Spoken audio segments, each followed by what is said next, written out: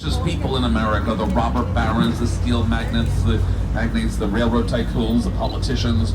For the first time in American history, the poorest people in America, the immigrant population in New York City, can see their names printed in the exact same newspaper as the... To make a very long story very short, that's pretty much what happened here.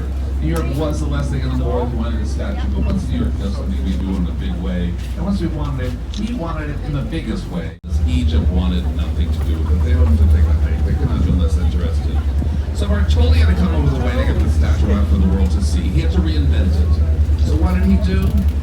He added a Declaration of Independence to her left hand. That's what she's holding in her left hand. It's July 4th, 1770. That flame in gold, and it still lights up at night, but now the lights are on the platform around the flame, shining up on the flame, rather than emanating out of the flame itself. That's why that model up at the museum in the city of New York is all in gold, because that was his first vision of what it was going to look like. By the way, the lowest level of that base, the lowest tier of that pedestal, is an old fort that was on the island for 80 years. That is Fort Wood, which stood on Bedloes Island for 8 decades before they placed the statue inside of it and renamed Bedloes Island Liberty Island. Now, if you feel bad about not being able to go to the top of the statue on your vacation this week, I wouldn't feel too bad about it. It's not for everybody. Honestly, it's not for everybody. You climb 354 winding steps. They say it's like climbing a 20-story building. They must be living with some very high ceilings, because that's actually typically closer to a 28-story building.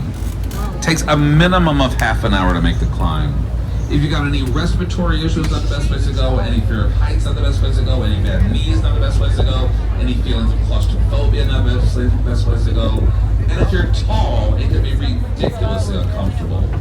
A lot of the flights going up have only a 6-foot head clearance. So if you're about 5'10" or over, you'll be making that climb ducked over. Once you start to climb, you cannot change your mind. You're committed to go to the top. You can change your mind after the pedestal. You cannot change your mind once you enter the statue itself. The steps are only 18 inches wide, so it's one way only, single file. You have to go as slow as the slowest person in front of you. There are a few seats along the way if you need to rest.